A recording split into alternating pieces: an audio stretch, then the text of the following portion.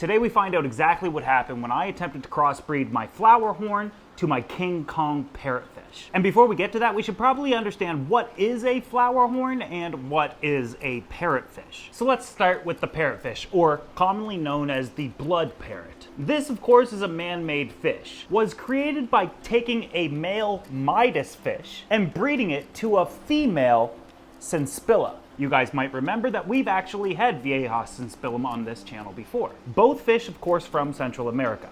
This was done in 1989 in Taiwan. There's always been great debate on how the blood parrot was created, but later on, the Department of Zoology out of the National University of Taiwan later acknowledged that was the two fish that started it. Now, of course, you don't just take a male Midas and a female Senspillum and just make them breed and you get blood parrots. Of course, you'd have to have a lot of selective breeding, some forward breeding, some backward breeding to create that blood parrot. Sometimes you'll see morphs of fish, like all the fancy different types of discus. That's from selective breeding, which includes both the backward and forward breeding. Back breeding is taking some of the fry and trying to breed it with others that kind of looked like one of the parrots, trying to get a certain trait out of the fish. Forward breeding is kind of knowing the genetics of the fish based off the experience that you have, and then you can see the fry and know if I take this one and this one, it should produce this. Now, the blood parrot is famed for its body shape, its pinched mouth, basically its deformities, but its blood red coloration. With that said, with more selective breeding, they were able to create the red ingot and the red mammon. Both different types of morphs of the blood parrot, but displaying different types of characteristics, including overall body size, finnage, the nuchal hump, the shape of their mouth, and maximum potential size that they would get. And then through even more selective breeding and back breeding and forward breeding, we got the King Kong parrot, which is essentially like a blood parrot, but gets a lot bigger, doesn't have the deformities, has a normal mouth, and the body shape more related to their ancestors, the Vieja Senspilla, as well as the Midas. So now that we know what a blood parrot is, as well as all the creations that came from it, what's a flowerhorn? Well, a lot of you guys are gonna like this, but the flowerhorn didn't come until the 90s in Malaysia, where they took blood parrots, mixed in the Vieja, the Midas, but they also took the Red Devil, as well as the Trimac, again, mixing them, breeding them. What happens if we mix these two and these two with the blood parrot? Selectively breeding, forward and backward breeding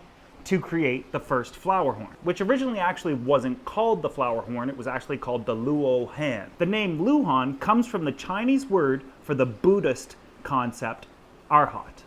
I used to have a flowerhorn about 15 to 20 years ago that resembled one of the original types of flowerhorns. Now they've gotten out of control. Now, interestingly enough, in Buddhism, Arhat means one who has gained insight into the true nature of existence and has achieved nirvana and has been liberated from the endless cycle of rebirth, which is perfect for the flowerhorn, which is created in the rebirth and birthing and selectively and creation of all of these different types of fish. Very, very interesting. But we should also mention where the word flowerhorn came from and or why it's called the flowerhorn. It's for two reasons. One, the flower is the markings along the side of certain types of morphs of the flowerhorn, those black marks. Sometimes it looks like Chinese writing, and sometimes it might even spell something. So you could imagine these fish were at least really important, up there with the Asian arowana within Asian culture. The horn, of course, comes from its huge forehead, its nuchal hump, which is just a deposit of fats. The bigger the horn, the better the fish. The more the writing and more clear and crisp it was, the better the fish. But then we got into the pearls of the finnage, and they kept being lime bred. Anyways, that's where the word flowerhorn came from. But now we know what a King Kong parrot is, as well as a flowerhorn. Now you could imagine what might happen when we mix the two.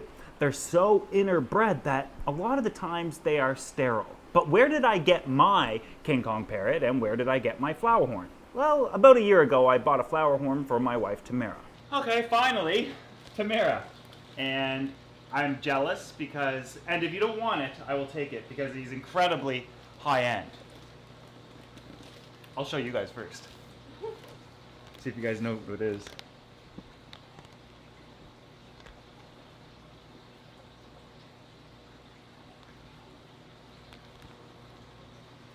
Look at it. What do you think it is? What is it? He's a flowerhorn? Yeah. I was gonna guess that, but then I was like, no, there's no Yeah, way. but look at him. He's probably the most beautiful flowerhorn I've ever seen. And look at his eyes. It's like he's wearing a mask. Yeah. Like a masquerade mask. Yeah, and That's a Kampfa. And his body markings, his stars, his pearling, his fins, his body shape, all absolutely perfect. What a beautiful, stunning flowerhorn.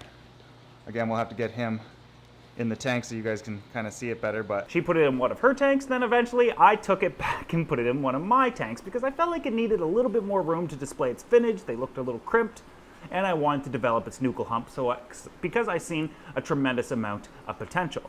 I could tell you how to grow these nuchal humps in the future if you'd like. The King Kong parrot I got from my local fish store, One Fish, Two Fish in Dartmouth, Nova Scotia.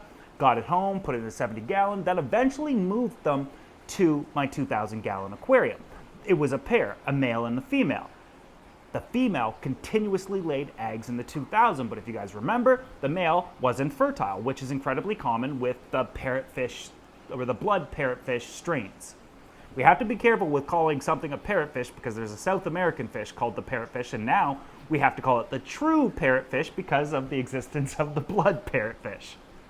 Stay with me. Having my flowerhorn in a 60-gallon tank by itself, which is 4 feet long, 16 inches wide, 16 inches tall, made of acrylic that I taught you guys how to build those tanks, I thought, I bet you he is fertile because he has red eyes, and a lot of the times it's a good indicator of a flowerhorn still being fertile. And when I was rescaping the 2000 for the 18th time, I scooped her out and put her in a separate tank and secretly added her in with my flowerhorn. I put a divider in the tank because, well, my flowerhorn was incredibly aggressive. That is technically one of the characteristics and traits that the flowerhorn was bred for. That's why a lot of times they can't go with anything else. Eventually, I removed the divider, and what happened next was interesting.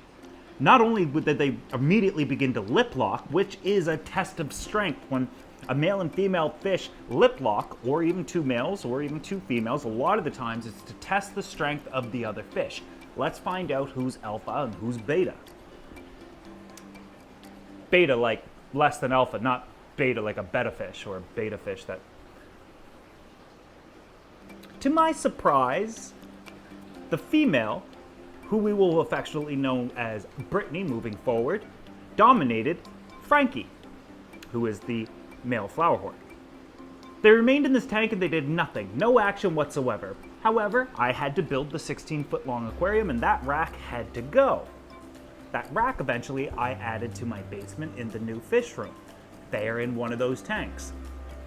Thinking that the female has no interest in laying eggs with Frankie because it had been about 3 to 4 months at that time, I never put much thought into it. I put him in that tank with a couple of fake plants, and there they sat for the last couple of months. Got along, they were no longer lip locking, they were just coexisting. And then I got a text message from Tamara the other day. She said, "Did you add fry to the flowerhorn tank?"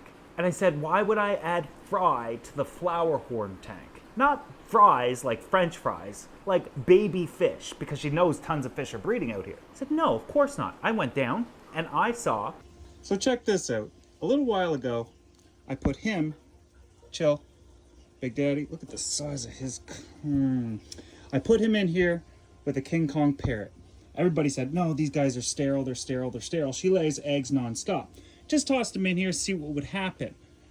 Previously, I didn't have that strainer on there, similar to like this one, so water can just freely flow. Fish aren't gonna get sucked in because they're too small. Tamara messages me, she texts me, and she says, Joey, did you put fry in the flowerhorn tank with Franklin? I was like, no, why would I do that? She's like, there's fry in there, like big ones.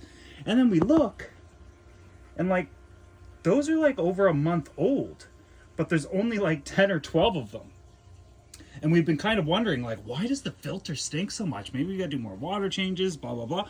It's because all these poor little babies were getting sucked up in there We never saw the egg laying. I'm assuming it's when it was in Florida or something like that. Plus they don't have a light, so we can't really see what's going on over here, but that is pretty cool. They've laid eggs. They're a confirmed pair, but there is only 10. Yeah, very cool. We should raise them. Well, we're definitely going to raise them. Look at the size of his... And just see what they look like. Man, I see the little flowers his KOK, his stripe on some of them. I just want to see what they're going to look like, but because he's red and orange and she's red and orange, they're going to be absolutely stunning. But because she's a King Kong, they're not going to have any sort of deformity, so they're just going to be absolutely stunning. But we'll see in due time. Yeah, very cool. And I saw little fry in the tank. She wasn't lying, but there was only about 10 or 20 of them. Very uncommon number for flowerhorn or big cichlids like that. Should have hundreds, a swarm. And these weren't tiny little fries like little wigglers. These guys looked like they had existed for weeks, if not a couple of months. Attached to that system is my black diamond stingray, my Fahaka puffer, all attached to the same sump. It would be impossible for fry to get into that tank. However, because I never anticipated them breeding, I never put any sort of screen on the overflow.